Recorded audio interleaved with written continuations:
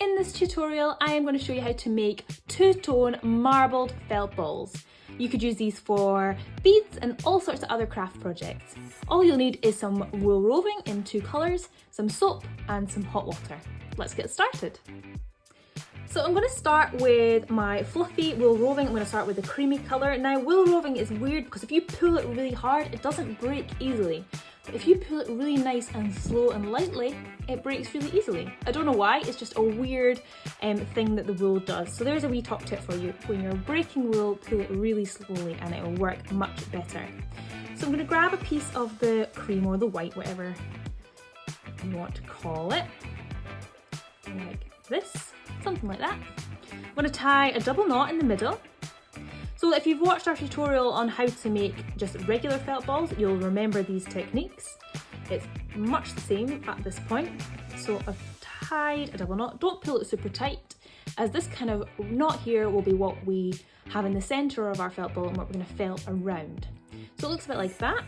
And then I'm going to tease these ends to make them nice and fluffy, nice and see-through, like this. And tease the wool. Makes a little kind of bow thing, looks quite cute. And then we are going to wrap this wool around the knot. So I'm going to wrap it all around to make a big kind of fluffy ball of wool. Now, this wool will roughly shrink in half when we felt it, so we want this to be a little bit bigger. So I'm going to add another layer of teased wool to the top. Again, I'm just kind of encasing it, wrapping it round.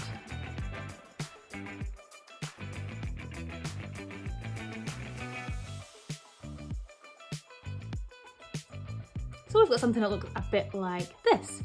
Now we're going to add our colour.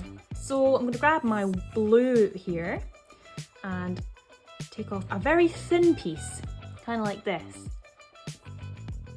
And you can tease it a wee bit if you want. And then I'm going to wrap that around, kind of randomly, around my white. So it looks a wee bit like this. Now we'll start with that. We can add some more blue if we need to.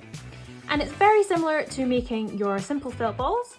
We're going to splash a little bit of water, not a lot, onto the wool. We're going to take a tiny little bit of dish soap or hand soap and rub it together in your hands. And then we're going to start lightly rolling the felt in our hands. Now you don't need to press, you don't need to squeeze. You're just lightly rolling the ball, getting it nice and soapy.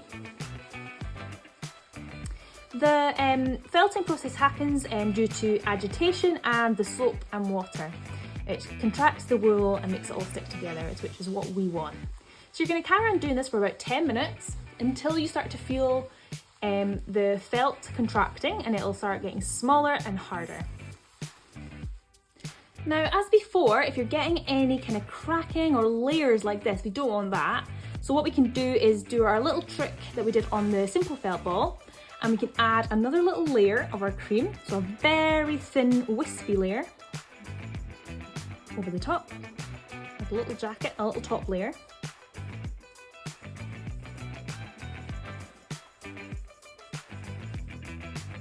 And then again, we can add a little tiny bit of our other colour.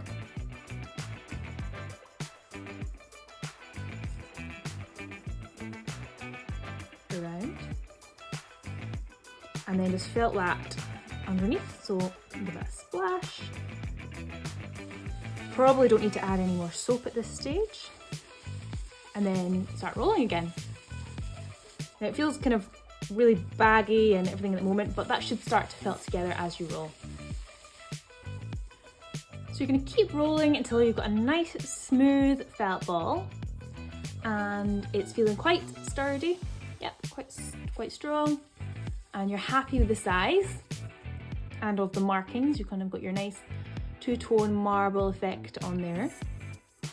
And now I'm going to just rinse it in my warm water. You could either do this in a jug or under the tap, just to get rid of any excess soap.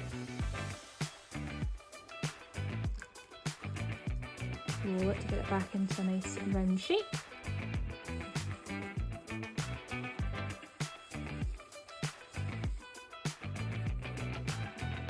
And then I'm going to squeeze out any excess water into the kitchen roll just so it dries a little bit quicker.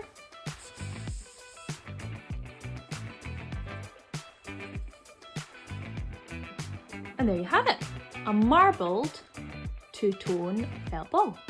Now you could go on and stitch into this if you want to. I quite like the marbled ones just as they are. They've got some nice interesting patterns on them, and you could use this in a lovely necklace along with your plain bead that you've already made.